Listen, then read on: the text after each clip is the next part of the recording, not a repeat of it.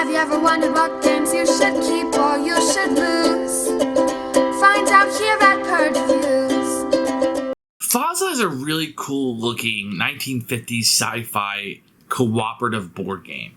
And what you're going to get in this game is a game that heavily leans on that theme and that look of the game. And boy, is it a looker. From the components to the artwork, this is one that will really blow your socks off if you're into this kind of style.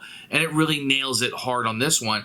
It actually elevates the game a point or two for most people because it just really does well what it does. Alien Frontiers was like that. That game is superior to this game. It's a really good game, but the look and the feel of that game really set it apart from what else was on the market. I feel like FAZA does that also. The game itself is about a 40, 45, maybe an hour if you're slower playing cooperative board game. The problem with the game itself is they're going to have a lot of luck and randomness in it. You're going to be constantly rolling the dice. You roll better, you're going to do well. If you roll worse, you're not going to do as well. But hopefully over the life of the game, those rolls that you're constantly having will kind of even itself out where you'll do suspiciously the same every time you play.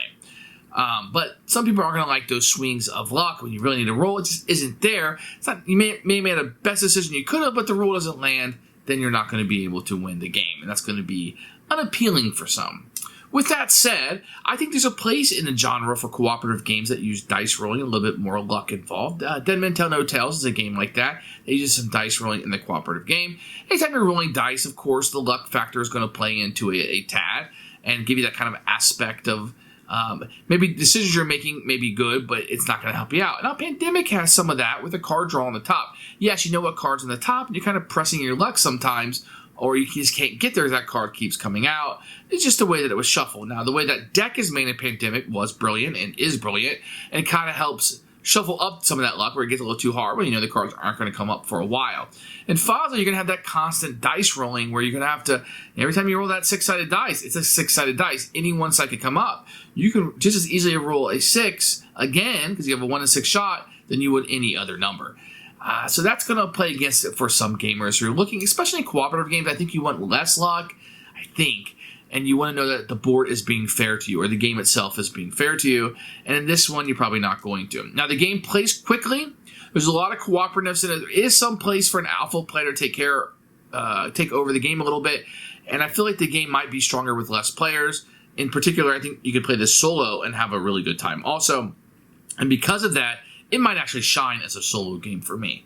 FAZA is a really fun little 1950s era sci-fi aspect cooperative game. It's going to have some meaty decisions that are in it. Those decisions can be affected by luck or randomness, but if you're willing to go in with the right attitude, I think you'll really like this game. For us, it was a keeper. Here's FAZA, which you can tell comes with a great artwork on the front of it, and the back of it really showcases the game. Phenomenal what you're going to get here in this production. I like it quite a bit. You're going to get a rule book, which we'll take a look at in a few minutes. You're going to get some of these cards. Now, these will be the player cards. You can see they will be tapped. They're also double-sided because when you get injured, your movement isn't as good, if you will. And then you'll have some FAZA cards, which all have like pretty good artwork on it. You can easily see the graphic design. Fantastic job there.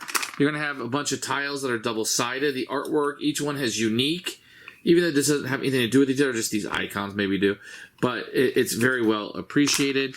You're going to get these things right here, which are great. These will be the motherships that will sit. They do need to be taken apart each time that you play. But they really do fit really well together, and they're really good quality. You're going to get drones and rebels, and you're going to have your little player pieces that will go. These are silk screens, so you can easily see the icons on them that you'll need for the board. Excellent. In these, the dice will sit right on here to show you the health. So whenever you want to change the health, you just kind of move it over. Great, great little piece of production they're going to have here. And then you're going to have the bad guys. And these are real nice tiles. They're double-sided. And you're going to have the easy mode, normal mode, and hard mode with all of the player aids. The components, the graphics, the art, everything about the look of this game is phenomenal. Great job. So here is the rule book. The front of the page is not that great, but once you jump in, you got a picture of all the components. Phenomenal. A little bit of a story. Credits up here and how to connect online. Not really sure why this is in the front of the book. But from here, you're going to have the overview, This is the 2 phases in the game, which is great, and victory set up all right here. Excellent for a cooperative game. I don't have to go searching for that. Setup, you can see adjacency is explained because it's going to be needed for the setup, which is great. And you'll finish this. There's a little thing here for solo mode. And then an example of setup, which is great. A picture of it there, which is phenomenal. And then starting the game, your first playthrough, and it kind of goes through each of the actions. What you'll also notice that all the actions have their own little box here. And they don't normally spill over. They try to get everything on here. So you can see here is the combat rules, and there's examples, a different example, which is great because you're getting a whole page of an example of combat, which is a lot of the game. Then the injuries, the points, the rebels, the mothership combat, and once again, you're going to have examples. You're going to have pictures. All this is phenomenal the way they do this. And then as you need more details, you're going to get more stuff back here, examples of how that will go through and the event, and how to make it easier or harder if you play through again. This rulebook is great. I think a lot of established companies could take a look at this rulebook and learn quite a bit about pacing, about structure, about how not letting things seep over to another page, not starting something else on a page, but this is a very good rule book. Excellent, an example to people in the future. The set of the game is going to be very easy. You're going to have the 4x4 grid here. 16 will be flipped over. You're going to put the black one, all the dice on 4. However many people you're putting on, you're going to put the color matching the icon or the color matching the outpost with 2 of these rebels on with you. If you're playing 3 or 4, you would do the other 2 outposts. And then finally, you're going to put 2 drones orthogonally adjacent to each of the motherships. If there's already 2 there, that's it. 3's the max. And then you put 3 on each of the places with the mothership. Once you do that, you're ready to start playing.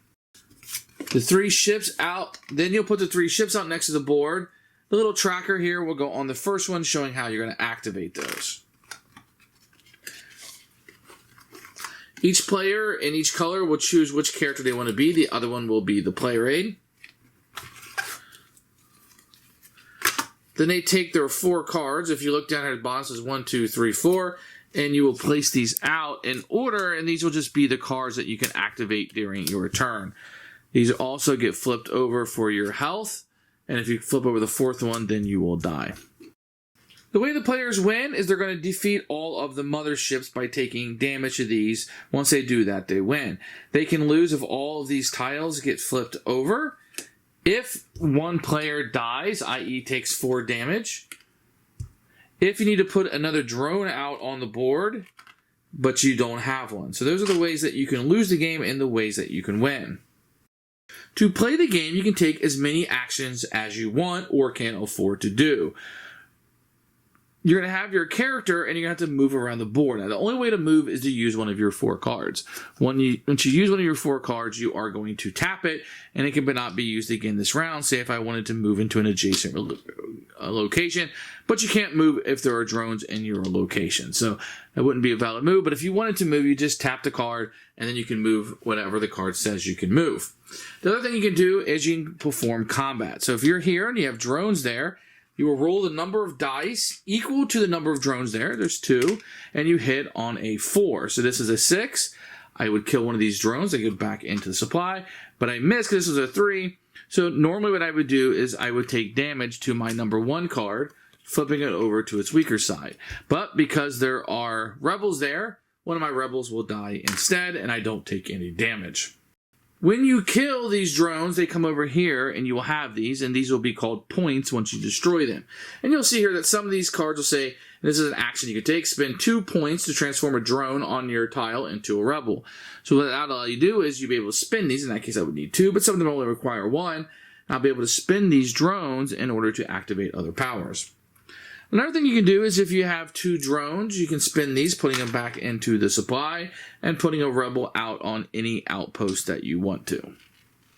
Now, the rebels are going to be able to move normally by your card play that you'll be doing. If you get damaged in combat, you will turn over a FAZA card, and you will do what it says. Some of these are good. This one's a good one. It says keep it and spend 1 point to move 1 additional tile when using. So some of these will give you positive powers. And sometimes you'll have one like this precision that says add 2 drones to the location. Every time a character enters an even numbered tile, add 1 drone to that tile. So some of these can be ongoing, instant, but they will have random effects on the board. You can also go back to an outpost if you would like to heal. You simply just activate a card and you'll be able to turn a card back over and heal. And there are some additional ways to heal through card play. So if you're in a location without any drones and you happen to have rebels there, you can kind of sacrifice a rebel, if you will, back to supply and decrease this down by 1. If you do so, you have to draw the FAZA card and do what it says. Once you've taken all the actions that you want, then the bad guys will be able to progress. They will take as many actions as there are players. In this game, we have 2 players, so we will activate the bad guys twice. If you're playing a 3-player game, you'd activate it 3 times. First thing you do is you move this down, and you would activate this. This guy will move, kill all rebels on his tile.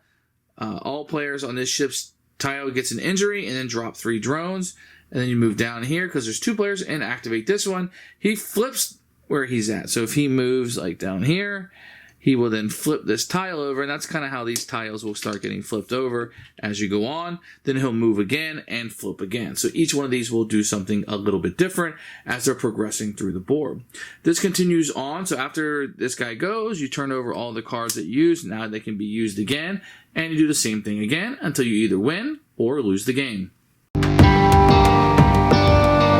Who should buy this game? Now, I was kind of maybe coming off a little bit negative in the conclusion of the game, but that's because this game is for a certain person, and a lot of times we fit into what that certain person is, but I want you to know what the flaws of the game are, what you may or like about it, or may not like about it. And this particular has some luck and randomness, but that works because I'm more of a family gamer. When I have a game like this, that I'll be able to sit down and play with my family, and that luck and randomness is okay. They tend to like that a little bit better than them just crushing them hard like Ghost Stories or something like that. With this one, you can have really good games with those big giant moments. You can also have those games where the board just eats you alive. And that seems to work with kids and my family and just kind of the gamers that we are, so it works. FAZA is a really fun little cooperative game. It's got a really neat look to it. I like the aspect of that, and one I can recommend if you don't mind a little luck in your cooperative games. Keeper for us.